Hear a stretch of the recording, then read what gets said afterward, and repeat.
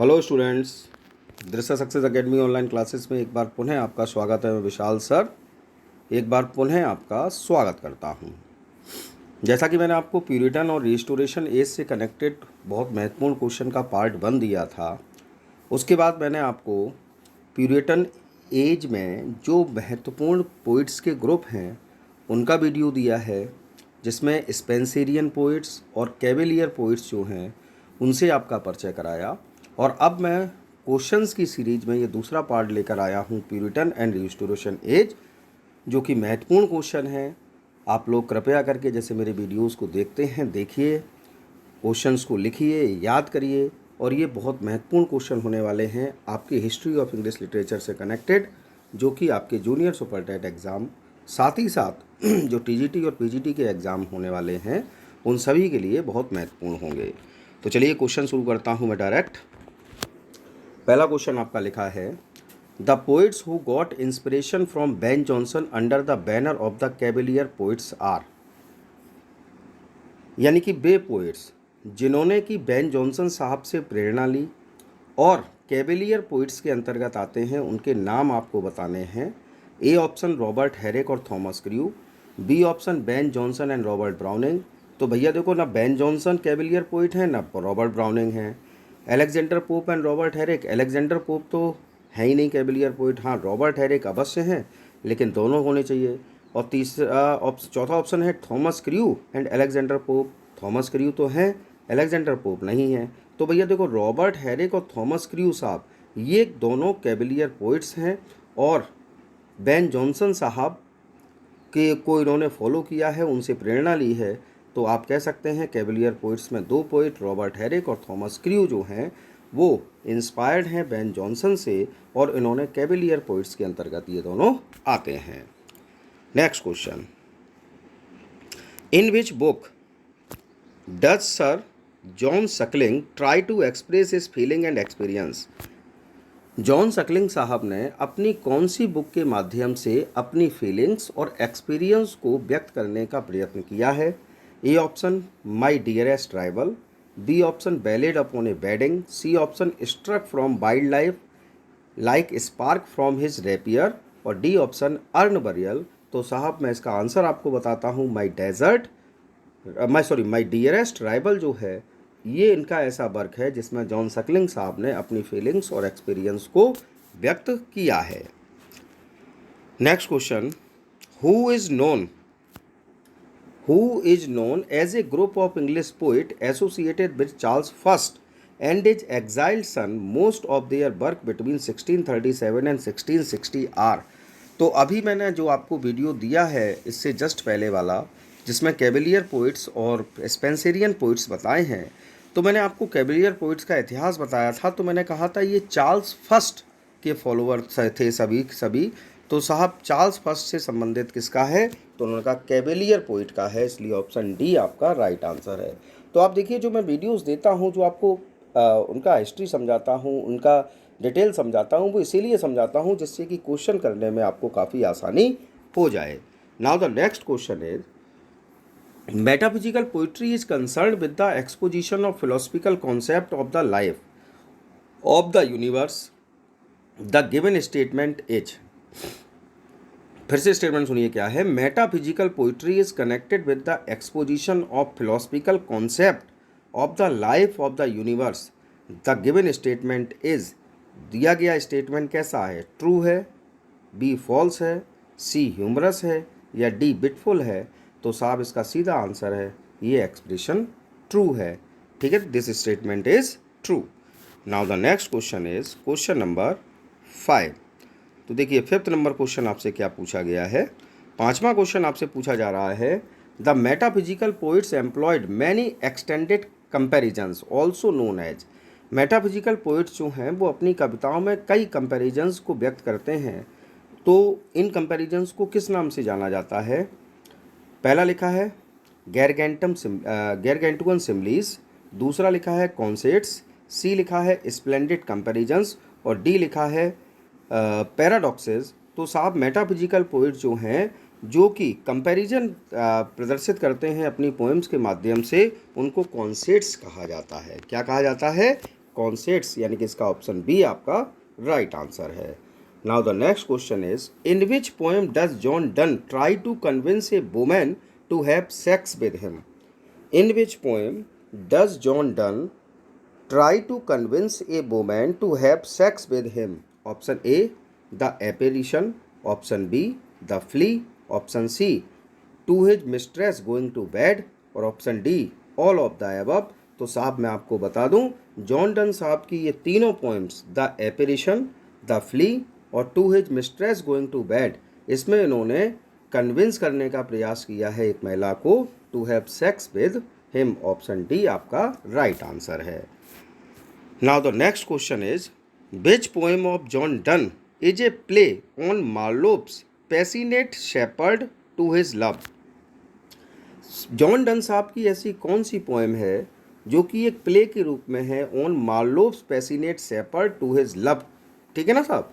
तो A option song, B option the ecstasy, C option the bait और D option the funeral. तो साहब इसका राइट आंसर होगा आपका द बेट।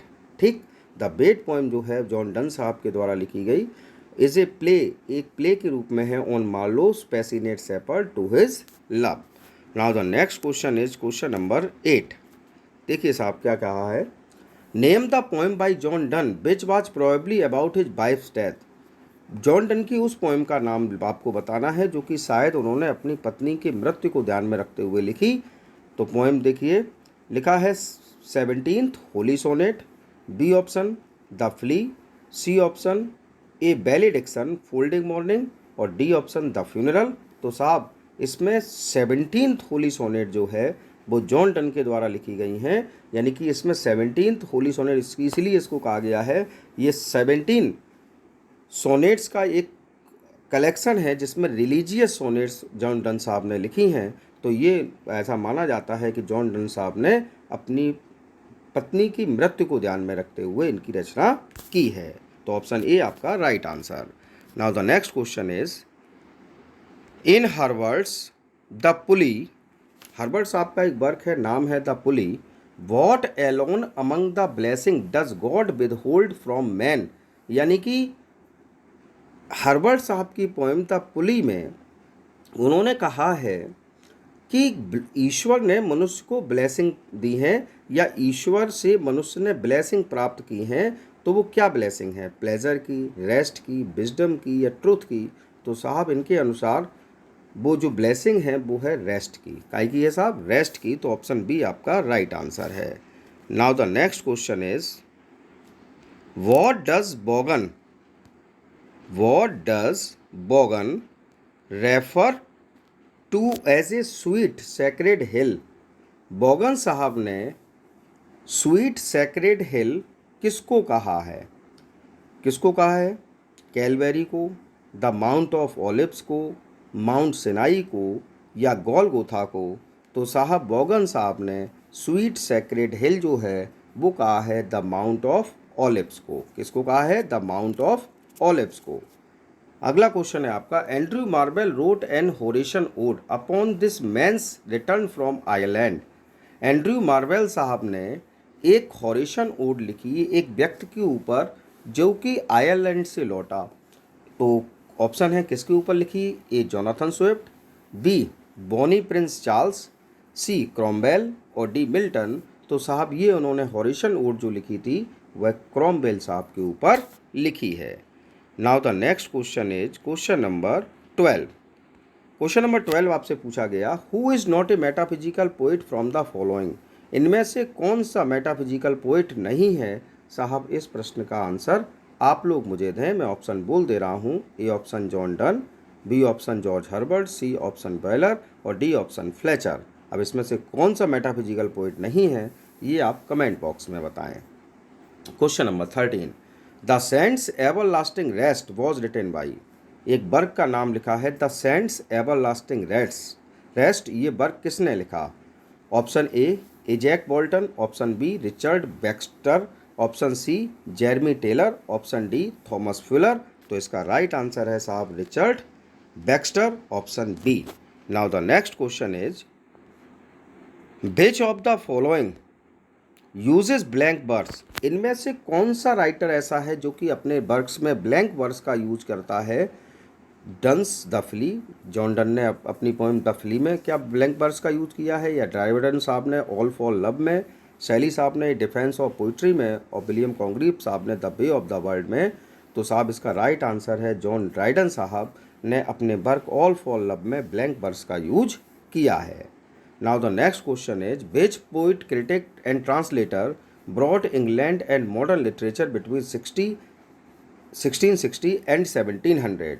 यानी कि अंग्रेजी साहित्य में कौन सा कवि, आलोचक और ट्रांसलेटर ऐसा हुआ जो कि इंग्लैंड और मॉडर्न लिटरेचर को लेकर आया 1660 से 1700 के बीच में?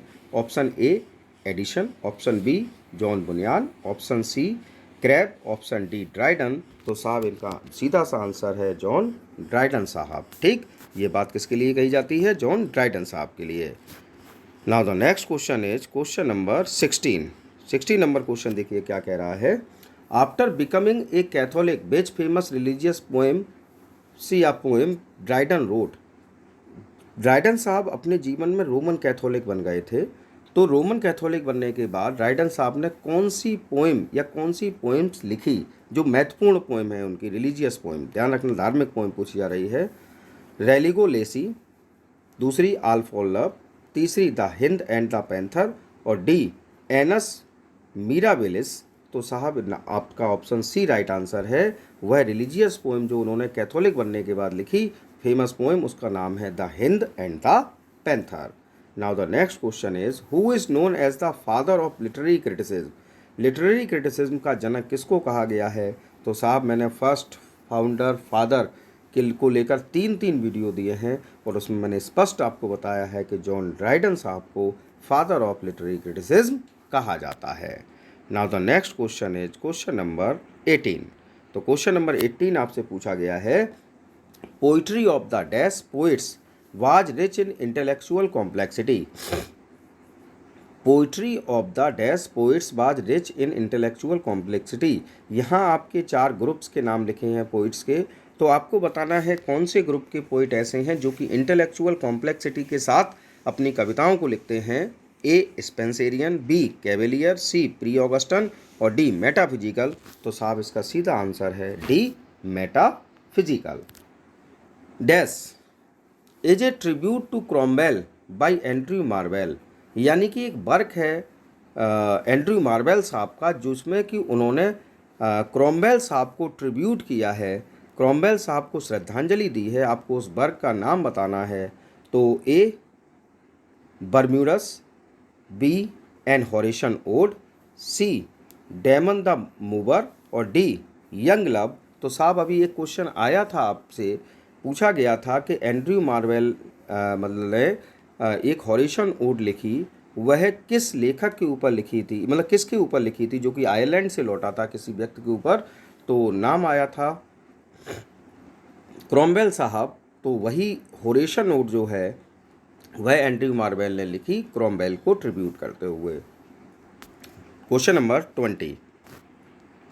क्वेश्चन नंबर 20 है Albovine tragedy is a work by. Albovine tragedy जो है वह किस राइटर ने लिखी? एडमंड बॉलर साहब ने, सर जॉन डेनहम साहब ने, विलियम डेवनेंट साहब ने, या अब्राहम कॉली साहब ने? तो इसका राइट आंसर है ऑप्शन सी विलियम डेवनेंट साहब ने एल्बोबाइन ट्रेजेडी की रचना की है। अब आज के वीडियो का लास्ट क्वेश्चन है साहब, who among the following poets compared human tears to love spine. यानी कि अंग्रेजी साहित्य का कौन सा कवि ऐसा है जिसने ह्यूमन टीयर्स, मनुष्य के आंसुओं को कंपैरिजन किया है लव स्पाइन से? Option A Ben Jonson, option B John Donne, option C Andrew Marvell, और ऑप्शन डी जॉन सकलिंग। तो साहब इस क्वेश्चन का आंसर है आपका ऑप्शन बी, यानी कि जॉन डन साहब। जॉन डन साहब वो राइटर हैं जिन्होंने की ह्यूमन टीयर्स की कंपैरिजन लव स्वाइन के साथ की है। तो आज के इस वीडियो में मैंने 21 क्वेश्चन आपको दिए। आई होप आपको मेरा ये वीडियो पसंद आया होगा। यदि आपको मेरा वीडियो पसंद आया हो तो प्लीज़ लाइक करें, कमेंट करें और प्लीज़ शेयर करें अधिक से अधिक लोगों तक, मैं कुछ नहीं मांगता, कम से कम आप इतना तो कर सकते हैं कि मेरे वीडियोस को शेयर कर दीजिए। और अगर आपने अब तक मेरे चैनल को सब्सक्राइब नहीं किया है तो please subscribe my channel. Thanks for watching, having a very good day, keep your health, thanks.